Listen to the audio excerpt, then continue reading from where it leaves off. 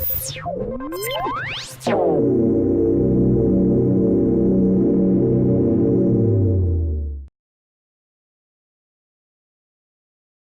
fission yeast, the actomyosin contractile ring that separates daughter cells in cytokinesis is assembled from numerous precursor structures called nodes, which contain various proteins, including the actin-based motor myosin 2 and the actin-nucleating formin protein CDC12. Nodes accumulate in a broad band around the cell equator and condense into a contractile ring over the course of 10 minutes, as Tom Pollard from Yale University explains. The formins would promote the assembly of actin filaments, which would grow out from the node. We imagined that if they got close enough to another node, that the myosin in the other node would grab onto the actin filament and pull the nodes together. In 2008, Pollard and colleagues generated a mathematical model of this assembly process and found that nodes would coalesce into a few large clumps rather than a ring if the actin-based links between them were permanent. Instead, a normal contractile ring would only form if the connections between nodes were temporary, a model the researchers called search, capture, pull, and release. We postulated two possibilities. One was that the myosin might just lose its grip on the filaments. The other possibility was that something might sever the actin filament connection between the nodes. So we wanted to test the idea that severing of the actin filaments might be required for the assembly of the ring. Chen, a postdoc in Pollard's laboratory, was interested in the function of cofilin, an actin-severing protein required for cytokinesis in many organisms that might be responsible for breaking the links between nodes during contractile ring assembly. In fission yeast expressing a known mutant of cofilin, nodes coalesced into clumps rather than an organized contractile ring.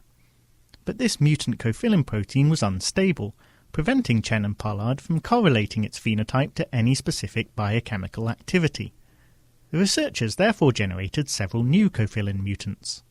Chen came up with a couple of mutants that had the desired properties, namely that the protein would bind normally to actin monomers, which is another one of its activities, but that it binds weakly and slowly to actin filaments and severs them slowly. That was the key thing we were after.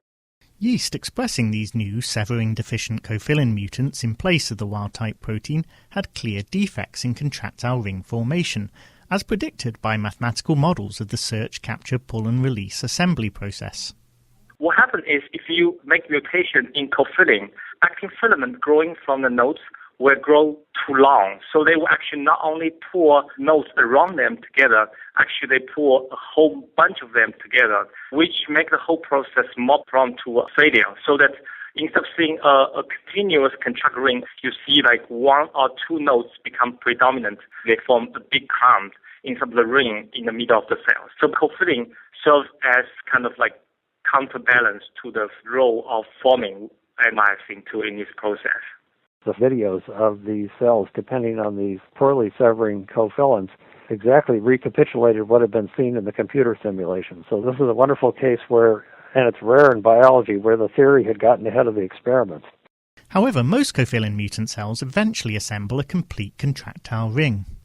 After they failed the initial attempt to form a contract ring, those big clumps will persist for more than half an hour, even longer. What has happened next is the cell will generate actin filaments from these big clumps, and then these filaments would slowly form some kind of loop intermediate structure, and eventually they will form a contract ring.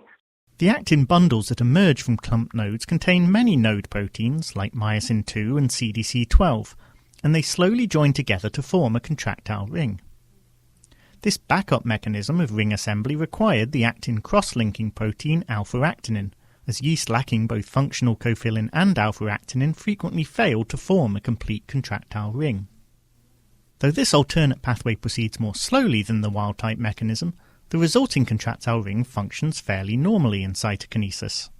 The rings that are formed by this backup mechanism constrict the cleavage furrow at a rate that is very similar to a wild-type cell. The rate of constriction is more variable in these cells that have to struggle to make the contractile ring, but it works reasonably well.